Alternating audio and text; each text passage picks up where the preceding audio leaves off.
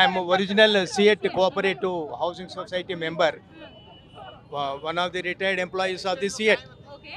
Okay 1990లో register అయిందండి మాకు. అప్పుడు ఎఫ్టీఎల్ కానీ అదని కానీ ఇదని కానీ ఏం రిస్ట్రిక్షన్స్ లేవు. 1990లో సున్నం చెరువు ఎన్ని ఎకరాలు ఉంది? మాకు సున్నం చెరువు ఉన్న సంగతి మాకు తెలియదు. అప్పుడు చెరువు లేదా? మాకు క్లియర్ ప్లాట్ రిజిస్ట్రేషన్ ఉన్నది, లేనే లేదు. ఆ తర్వాత ఎవరో దీని వెనుక ఉన్నట్టుగా ఉన్నది. అక్కడి నుంచి మొదలుపెట్టిన తర్వాత 2-3 సంవత్సరాల తర్వాత 5 సంవత్సరాలు 10 సంవత్సరాల తర్వాత ఉన్నాం. మేము కొన్నప్పుడు ఏం లేవమ్మా. మేము హార్డ్ అండ్ అర్న్డ్ మనీ, మేమంతా కూడా మిడిల్ క్లాస్ ఫ్యామిలీ వాళ్ళం. మేము పెద్ద ఎంత పెట్టి కొన్నారు మీరు అప్పుడు? మేము కొన్నది ఎంతనండి అప్పుడు 40 or 50 రూపీస్ పర్ యార్డ్ 1990 అంతే.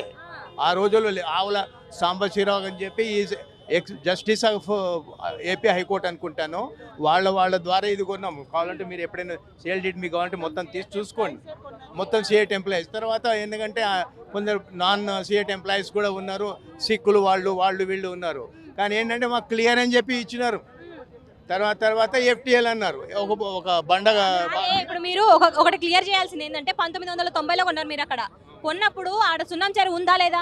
సున్నం చెరువు మాకు తెలియదు, అసలు ఉన్నదన్నట్టు సంగతి తెలియదు మాకు. చెరువు మీకు ఏం కనవలేదా? మేము చూడలేదు అక్కడ.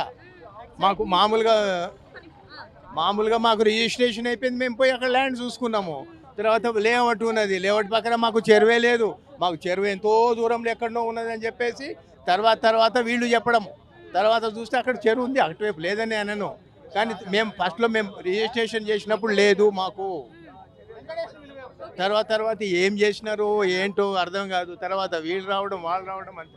మాకు ఒకటే రిక్వెస్ట్ చేస్తున్నామండి, ఇది ఫస్ట్లో అదొక జంగల్ ఉన్నప్పుడు ఎవరిదో అల్టీరియర్ మోటివ్స్తోని ఇదంతా క్రియేట్ చేస్తున్నారని చెప్పి మా అనుమానం. కాబట్టి ఏంటంటే మాకు ఇప్పుడు మేము ప్రభుత్వం ఉన్నది సామాన్య ప్రజలకి అండగా ఉంటుంది కదా, ఎందుకు చేస్తుంది అంటారు ఇదంతా?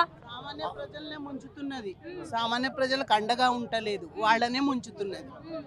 బాగా ఉన్న వాళ్ళకే అనుకూలంగా ఉంది ప్రభుత్వం. ఇప్పుడు మీరు ఎన్ని ఫ్లోర్ల బిల్డింగ్ ఉంది అక్కడ?